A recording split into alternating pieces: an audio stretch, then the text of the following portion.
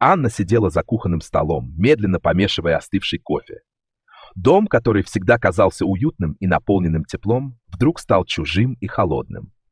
Дмитрий, ее муж, снова задерживался на работе.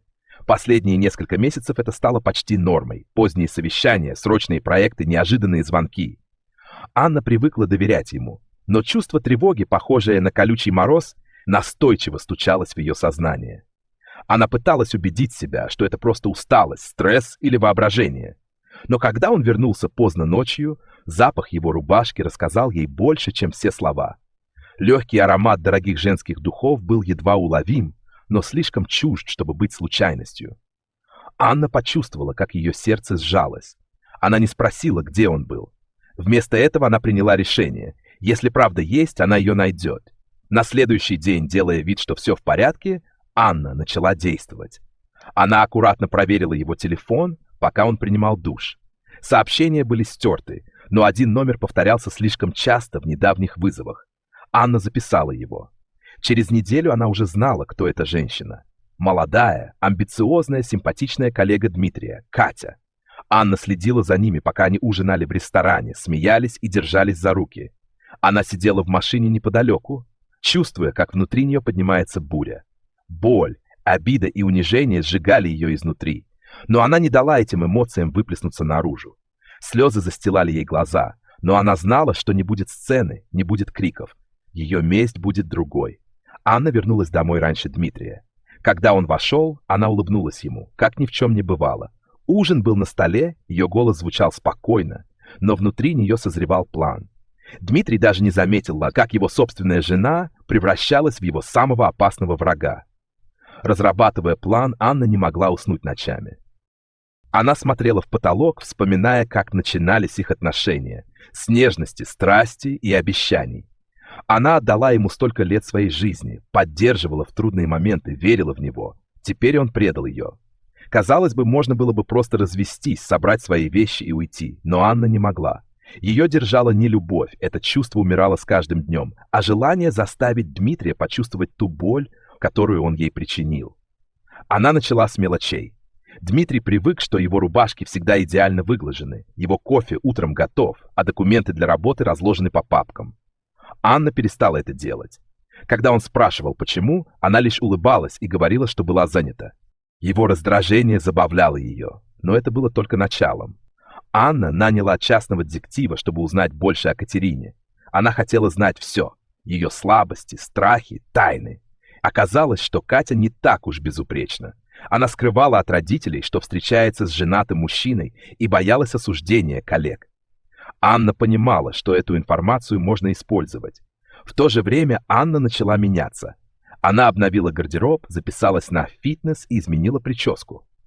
Дмитрий заметил перемены и даже сделал комплимент, но Анна лишь равнодушно поблагодарила. Она больше не нуждалась в его одобрении. Самым сложным было сделать так, чтобы Дмитрий поверил, что теряет ее. Анна начала ускользать из дома, якобы на встрече с подругами. Она оставляла телефон без ответа и возвращалась поздно. Дмитрий стал замечать ее отсутствие, и это тревожило его. Впервые за долгое время он почувствовал укол ревности.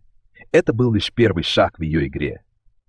Первая стадия мести. Анна решила ударить по тому, что для Дмитрия было важнее всего — его уверенности в себе. Он всегда гордился своим положением, успешный бизнесмен, любящий муж, уважаемый друг. Анна начала разрушать эту иллюзию. Она инсценировала звонок, который Дмитрий случайно услышал, где она смеялась и говорила загадочные фразы вроде «Нет, он ничего не подозревает». Дмитрий спросил, с кем она разговаривала, но она лишь улыбнулась и сказала, что это не важно. Его беспокойство росло. Он начал проверять ее телефон, но не находил ничего подозрительного. Анна специально оставляла намеки, которые нельзя было доказать. Духи на ее пальто, смятые квитанции из ресторанов. Дмитрий все чаще ловил себя на мысли, что боится потерять ее. Тем временем она продолжала свою работу в тени. Анна связалась с одной из бывших коллег Дмитрия, которая не раз страдала от его высокомерия. Вместе они подстроили утечку информации, которая привела к срыву важной сделки.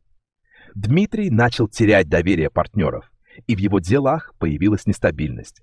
Он приходил домой мрачный, раздраженный. Но Анна встречала его с безупречным спокойствием. «Все хорошо, любимый?» — спрашивала она с ласковой улыбкой, заставляя его чувствовать себя еще более неуверенно. С каждым днем Анна видела, как Дмитрий начинает меняться. Его привычная уверенность таяла, он стал более замкнутым и нервным. Но она знала, что это только начало. Вторая стадия мести — эмоциональное разрушение. Анна перешла к следующему этапу. Теперь ее цель — заставить Дмитрия испытать настоящую потерю. Она начала с того, что сделала любовницу частью своей игры. Анна пригласила Катю на встречу в уютном кафе. Катя перешла настороженной, но Анна встретила ее с холодной уверенностью. «Ты знаешь, что он обманывает не только меня, но и тебя?» — начала она, глядя прямо в глаза соперницы. «Думаешь, ты единственная?» Катя попыталась возразить, но Анна показала ей фотографии и переписки, собранные детективом. Катя была шокирована. Ее образ идеального Дмитрия рухнул в одночасье. Анна не остановилась на этом. Она договорилась с Катей, что та исчезнет из жизни Дмитрия. Параллельно Анна усилила свое влияние на его эмоциональное состояние. Она убрала из дома их совместные фотографии, прекратила обсуждать планы на будущее и начала избегать близости. Дмитрий чувствовал, как его мир рушится. Он пытался говорить с ней, но Анна лишь пожимала плечами. Его ревность и беспокойство достигли предела, когда Анна начала намекать на то, что у нее появился кто-то другой. Она подстроила встречу с давним другом, который обнял ее при Дмитрии, якобы случайно. Дмитрий был вне себя от злости, но не мог доказать ничего конкретного. Дмитрий метался по пустой квартире, как раненый зверь. Каждый звук телефона Анны заставлял его вздрагивать. Кому она пишет? С кем говорит? Почему улыбается, глядя в экран? Эти вопросы жгли его изнутри, превращая некогда уверенного в себе мужчину в параноика. В его голове крутились образы. Анна с другим мужчиной, ее смех, прикосновение чужих рук к ее коже. Эти картины преследовали его даже во сне, заставляя просыпаться в холодном поту. Однажды он проснулся среди ночи и обнаружил, что ее нет рядом. Часы показывали 3 утра. Дмитрий лежал в темноте, прислушиваясь к тишине дома, и каждая минута казалась вечностью. Он слышал, как громко стучит его собственное сердце, как кровь пульсирует в висках. Когда она вернулась под утро, от нее пахло ночным воздухом и чужим одеколоном. Или ему это только показалось? Дмитрий хотел спросить, где она была, но слова застряли в горле. Он боялся услышать ответ. На работе он не мог сосредоточиться. Каждые 5 минут проверял телефон. Не появилась ли она в сети, не обновила ли статус. Он начал следить за каждым ее шагом в социальных сетях, анализировать каждый лайк, каждый комментарий. Кто этот мужчина, оставивший смайлик под ее фотографией? Почему она ответила на его комментарий? Дмитрий начал замечать, как меняется ее внешний вид. Новые платья, украшения, которых он не дарил, тот шелковый шарф, откуда он? Она никогда раньше не пользовалась такими духами. Каждая деталь казалась уликой, каждое изменение — предательством. Он пытался следить за ней, но она словно растворялась в городе. Несколько раз он видел ее силуэт в толпе, но когда пытался догнать, это оказывался кто-то другой. Паранойя съедала его изнутри. Ночами он лежал без сна, вспоминая, как сам встречался с Катей, как лгал Анне. Теперь каждая его ложь возвращалась к нему стократно усиленной болью. Он представлял Анну в объятиях другого мужчины, и эти мысли были хуже любой пытки. Однажды он нашел в ее сумочке билет в театр на 2 места. Дмитрий почувствовал, как земля уходит из-под ног.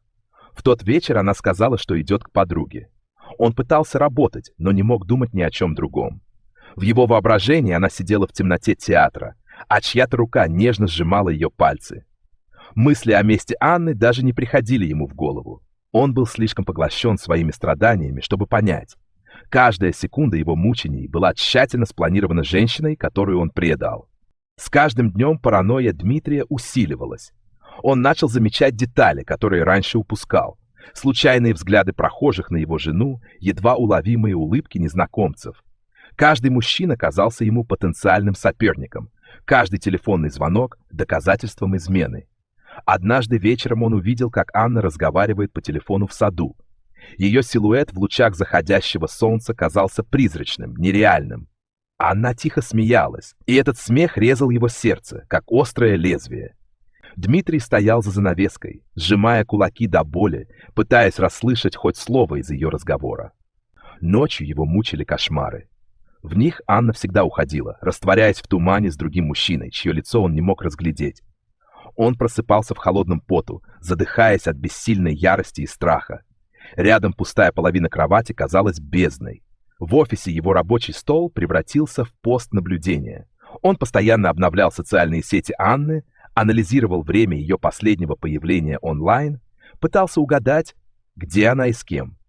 Коллеги начали замечать его странное поведение, но он уже не мог остановиться. Его руки дрожали, когда он находил новые улики. Чек из ресторана, где они никогда не были вместе, незнакомый номер в списке звонков, новое платье, появление которого она объясняла размыто и неубедительно. Каждая такая находка была как удар под дых. В редкие моменты близости он исступленно вглядывался в ее лицо, пытаясь найти следы вины или предательства. Но Анна оставалась непроницаемой, словно фарфоровая маска. Ее прикосновения стали другими. Или это тоже его воображение играло с ним злую шутку? Безумие достигло пика, когда он начал следить за ней. Часами сидел в машине возле ее работы, преследовал по улицам, прячась за углами.